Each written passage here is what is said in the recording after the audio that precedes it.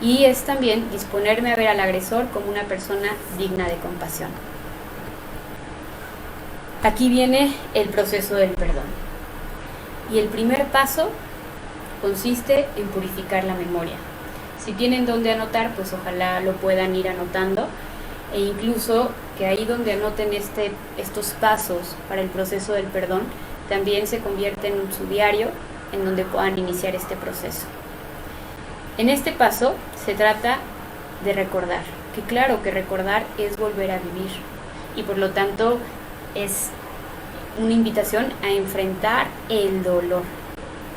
Y al enfrentar el dolor, iniciar un proceso de duelo, como su nombre lo dice. Pues, claro que no va a ser algo agradable, pero sí es algo necesario, porque si lo puedo sentir, lo puedo curar. Enfrentar las heridas es entrar en contacto con mi niño interior y con esas necesidades que no fueron satisfechas, ya sea por exceso o por deficiencia.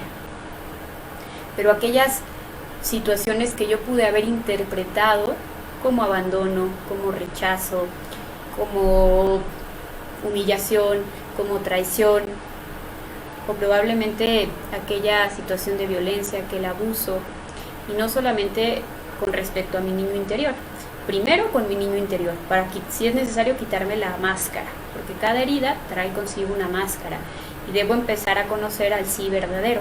Pero por otro lado también identificar esa agresión, esa omisión o esa circunstancia que pudo no haber tenido nada que ver con mi niño interior, sino ya en la adolescencia o en la adultez, y que me está generando pues ese ruido, que me está generando ese malestar que me impide escuchar los anhelos profundos del corazón. Y que esas carencias del pasado sean oportunidades para conocerme y resarcirme. Pero no solo esas carencias del pasado, sino también las carencias en este presente. Así es que es entrar en contacto conmigo, comenzar a conocer también a través de ese dolor, a través de esas frustraciones, cuáles eran mis expectativas. Es una oportunidad a través de este dolor y de este enfrentarme, irme conociendo, y nadie ama lo que no conoce. Por lo tanto, es un proceso de amor hacia mí, un proceso de autoconocimiento.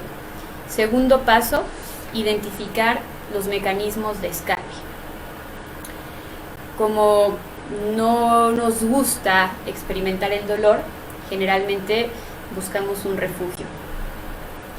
Y es de ahí que nos hacemos de adicciones, porque entonces mi refugio es la comida, pero pues me da unos minutos de placer y luego vuelvo a experimentar este dolor que no gusta, y entonces necesito más comida, o necesito más bebida, o necesito más droga, o necesito más de pornografía, o necesito más de esta persona, si se trata de una codependencia. Pero aquí tengo que identificar cuál es mi adicción. ¿Con qué actitud o decisión alimento mi herida? ¿Qué siento? ¿Qué es lo que siento en ese momento que estoy reaccionando y no respondiendo asertivamente? ¿Qué siento en ese momento que estoy decidiendo algo que sé que es contraproducente para mí y para los demás?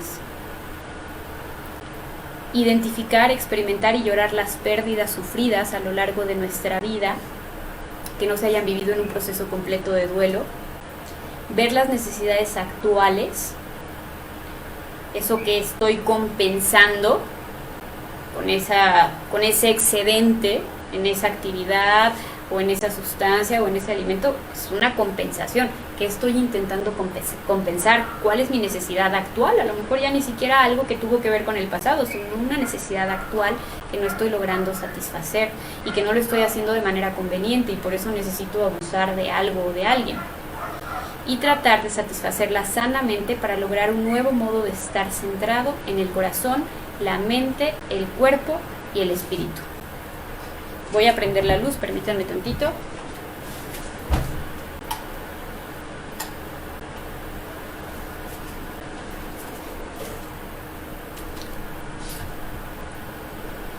Aquí vemos algunas de las adicciones. Pueden ser ingestivas: alcohol, cafeína, tabaco, droga, comida, chocolate, azúcar, incluso medicamentos, pueden ser también procesos emocionales, mentales o de comportamiento. Emocionales puede ser el enojo, la alegría, la culpa, la vergüenza, o sea, que me recluyo en este tipo de emociones y de ahí no salgo. Mentales, pensamientos obsesivos, obsesión por describir los detalles, pensamientos negativos, preocupaciones, exageraciones. O bien, de comportamiento, robo, mentiras, compras, perfeccionismo, sexo, pornografía, ejercicio, televisión, juego, trabajo, violencia, crimen, internet, etc. Tercer paso, hacer conciencia. Aquí es identificar que ese sentimiento de culpa inconsciente que subyace en la culpabilización de los demás y la ira del niño interior que se violenta y daña. Yo a veces, justo porque estoy reprimiendo esas emociones, esos sentimientos, sucede que culpo a otros, ¿no? Que como no entiendo de dónde proviene este enojo, inconscientemente busco la manera de que alguien más me haga enojar, de que alguien más cometa un error, para entonces reforzar la idea de que tengo que estar molesta o de que tengo que estar triste, encontrar una causa externa, porque no entiendo de dónde proviene. Pero a través de la conciencia comenzaré a comprenderlo. Surge la conciencia de la necesidad del perdón a uno mismo, a los demás y a Dios. Ese corazón lastimado de mi niño o de mi adulto o de mi adolescente ha sido escuchado y entonces comienzo a ver las mismas heridas en el corazón de aquel que deliberadamente o no me infringió el daño. Porque esta conciencia me lleva al comprender, y ese comprender me lleva al consuelo. Comienzo a comprender, ya habiendo escuchado mi corazón, mi niño interior, o mi adulto, o mi adolescente herido, que la persona que me dañó también está herida. Comienzo a comprender que la razón de mis actitudes o decisiones dañinas no son del todo mías, que tienen origen en mis heridas, que muchas de esas heridas son inconscientes y que además hay otros responsables que pudieron haberlas causado, ocasionado, aunque también tenga que ver con mi interpretación de esa realidad y de esa experiencia, y que ahora yo estoy en posibilidades de sanarla, en posibilidades de responder por mí, por esas heridas. Comprendo que me toca hacer conciencia de esas heridas, de esas decisiones, y que no basta con conocer las heridas y sus causas, sino perdonar para no repetir. Y en la medida de lo posible, reparar, enmendar. Y es que aquí esto es muy importante, porque si yo simplemente digo, bueno, ya lo identifiqué, ya lo quiero dejar ir, no es suficiente. Perdonar es condonar la deuda, porque el agresor lo hizo con la intención de agredir, lo hizo desde la herida.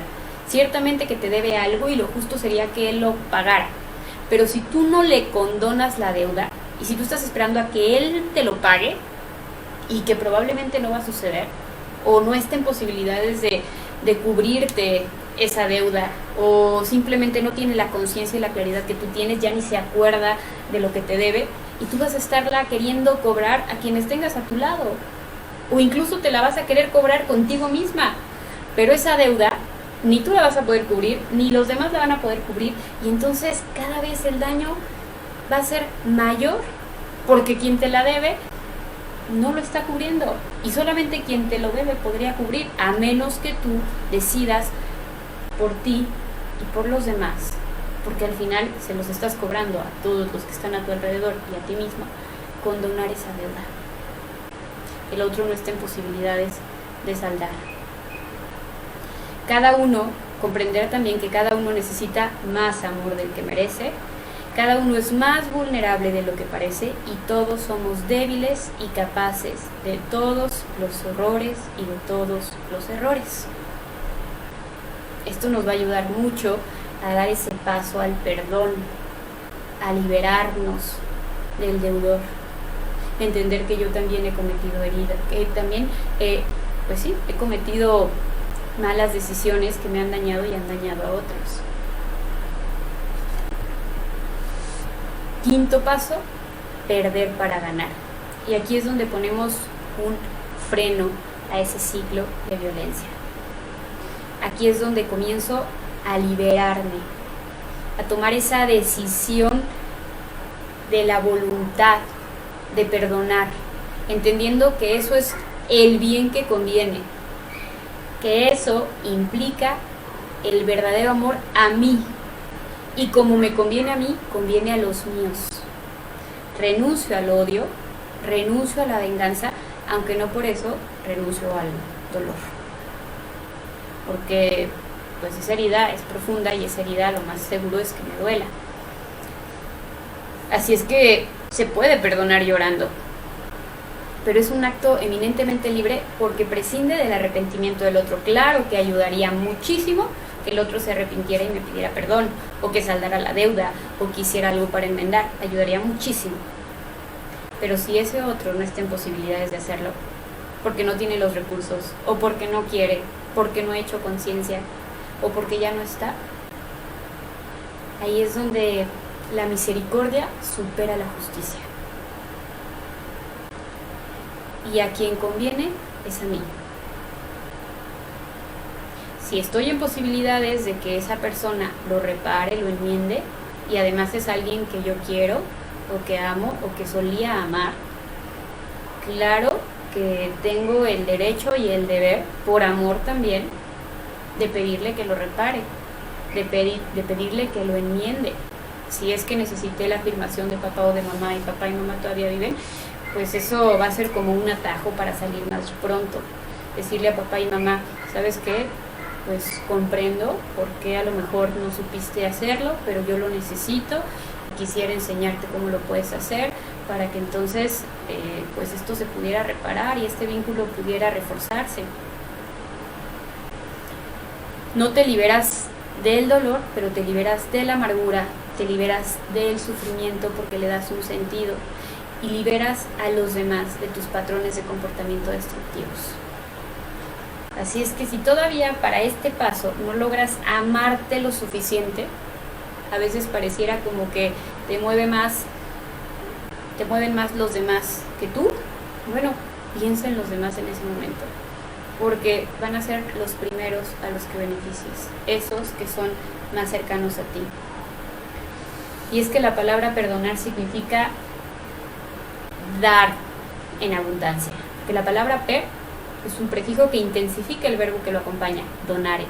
Perdonare, doy en abundancia, pierdo para ganar, porque el amor se prueba en la fidelidad y se completa en el perdón. Sexto paso, responsabilidad. Si pudieras regresar a tu niñez, ¿qué te dirías? Aquí en el tema de la responsabilidad es percibir nuestro papel en el drama, cómo pude haber manejado o percibido las situaciones de forma diferente, incluso cuando era un infante, un adolescente, o también siendo un adulto, cómo lo pude haber percibido distinto. Identificar las creencias centrales o las malas interpretaciones que te hirieron y cómo me hirieron, para entonces afirmarme en cada una de las áreas que me haga falta. Es decir, identificar esas mentiras que me he vendido respecto a mí y pedirle a la verdad, es decir, a Dios, que me ayude a enderezarlas, a encontrar la verdad respecto a mí mismo. Por otro lado, es conocer mis expectativas y con ello conocerme a mí y lo que llevo dentro. Porque a veces esas heridas van en función de lo que estoy esperando de los demás y la frustración que me genera no obtenerlo. Pero qué tan justo es eso que espero y por qué lo estoy esperando. También eso me va a ayudar a identificar qué hay dentro de mi corazón, cuáles son esos anhelos profundos y tomar responsabilidad en esto. Interpretar ese acontecimiento, esa acción, esa omisión distinta, darle un sentido para que entonces esa herida no solamente me sane, sino pueda sanar, trascenderme, sanar a los demás, dar luz a otros. Y aquí terminamos entonces con el séptimo paso, que es resignificar, es decir, trascender. Es una disposición de encontrar un nuevo significado a ese acontecimiento vivido, que me permitirá enfrentarlo de una manera distinta y convertirlo en una nueva oportunidad. Si cambio el significado de lo vivido, será posible cambiar la manera de relacionarme conmigo misma y con los demás. Aceptar que tengo la capacidad de perdonar porque hay un amor que me trasciende, que me ha amado primero, que me ha perdonado primero, de donde aprendemos el perdón que devuelve la paz al corazón. Y es que el perdón y el amor son los únicos actos que pueden evaporar lo que ni el tiempo podría. El amor y el perdón. Y a mí me encanta esta imagen de estos cerillitos, porque el amor y el perdón es eso, es un fuego intenso, que en el momento en el que lo das, no te resta nada, al contrario, se multiplica. Como cuando enciendes una vela con otra vela y esa llama se vuelve mucho más grande.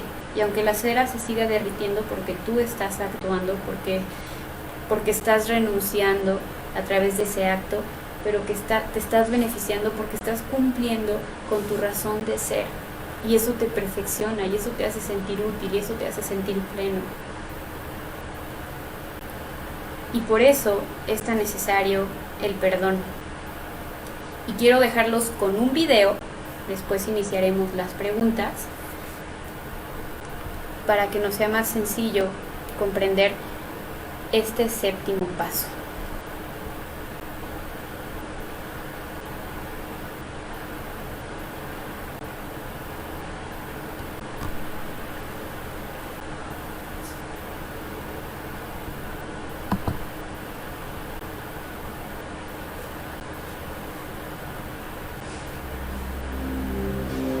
On November 5th, 2003, all doubt of Ridgway's guilt was erased. He pleaded guilty to the murders of 48 women. He'd made a deal to cooperate with the prosecution to provide more information on his victims and the whereabouts of their remains. In doing so, he avoided a trial and possible death penalty. Mr. Ridgway, how do you plead to the charge of aggravated murder in the first degree as charged in count 1 for the death of Wendy Lee Caulfield? Guilty. How do you plead to the charge of aggravated murder in the first degree as charged in count 2? Guilty. Guilty. Guilty. It's like he didn't have any remorse at all for what he had done. You know, he killed so many people, he didn't remember who they were, what they looked like. I just couldn't believe that somebody could kill all those people and not remember. Neither could the angry relatives of his victims, who were invited to speak in court when Ridgway was sentenced to life without parole on December 18, 2003. You had said your memory, when it comes to all of the women you took, was gone. Our memory is not. In your words, you said that they didn't mean anything to you, but she meant everything to us. She was a mother, she was a wife, she was a sister, and we miss her. Gary Ridgway sat there stone-faced as victims' relatives damned him and mocked him. An animal. I wish for him to have a long, suffering, cruel death. He's gonna go to hell, and that's where he belongs. But then the emotionless facade finally cracked when the father of one of his victims appeared to surprise him with a dose of human kindness. Mr. Ridgway, there are people here that hate you. I'm not one of them.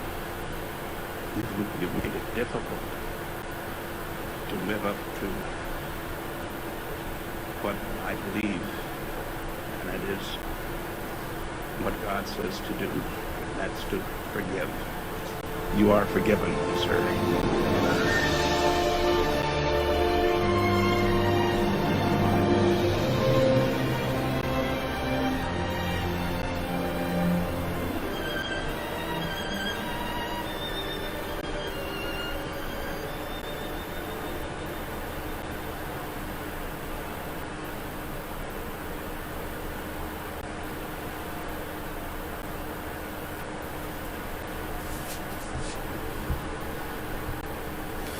Bueno, pues más claro ni el agua, ¿verdad? Yo creo que el proceso que tuvo que pasar este señor primero para perdonarse a sí mismo respecto a no haber podido hacer algo por salvar a su hija, y una vez que pudo perdonarse a sí mismo, sanar esa herida, ahora sí puede perdonar al agresor.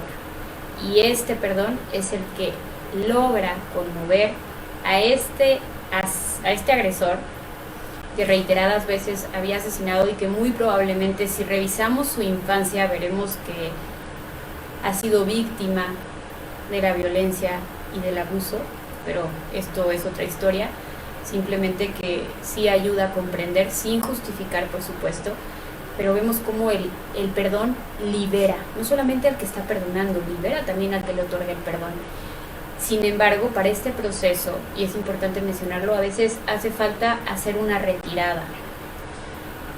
Y esta retirada puede ser afectiva o esta retirada puede ser incluso física, porque hay daños, hay acciones, hay circunstancias que pueden estar poniendo en peligro nuestra psique, nuestra vida, incluso nuestra salud. Y en ese sentido, un ejemplo podría ser si llegara algún encapuchado a querer asaltarte y te mete la navaja, pues en ese momento no lo puedes perdonar. En ese momento, de hecho, no es lo sano ni lo natural que lo perdonara, sino más bien hacerlo a un lado, alejarlo, irte a procesar esta herida, es decir, al hospital, a que te la sanen, a que te la venden, a que te la curen, tú estabilizarte físicamente, y entonces ahora sí, pues ir a ver al agresor, mirarle la cara, mirarle el rostro, es decir, comprender su historia, porque desde esta comprensión será más sencillo que yo lo libere de aquella deuda que tiene conmigo, sin justificar lo que hizo, porque perdonar no es justificar. Y perdonando, me doy cuenta, me doy cuenta que es liberar a un preso y descubrir que el prisionero era yo. Bueno, pues muchísimas gracias por compartir este espacio, ojalá que de verdad podamos llevarlo a cabo. Si necesitaran algún otro tipo de apoyo o si se hubieran sentido identificados con alguna de las heridas de la infancia que mencioné, pueden escribirnos vía inbox aquí en esta página de Amarecer, y conforme a nuestras posibilidades, porque no les prometemos que sea de un día para otro, pero les iremos respondiendo y a lo mejor les podremos dar más información o más preguntas que les permitan aclarar si tienen esa herida, qué otros síntomas existen respecto a las heridas, porque obviamente no los pude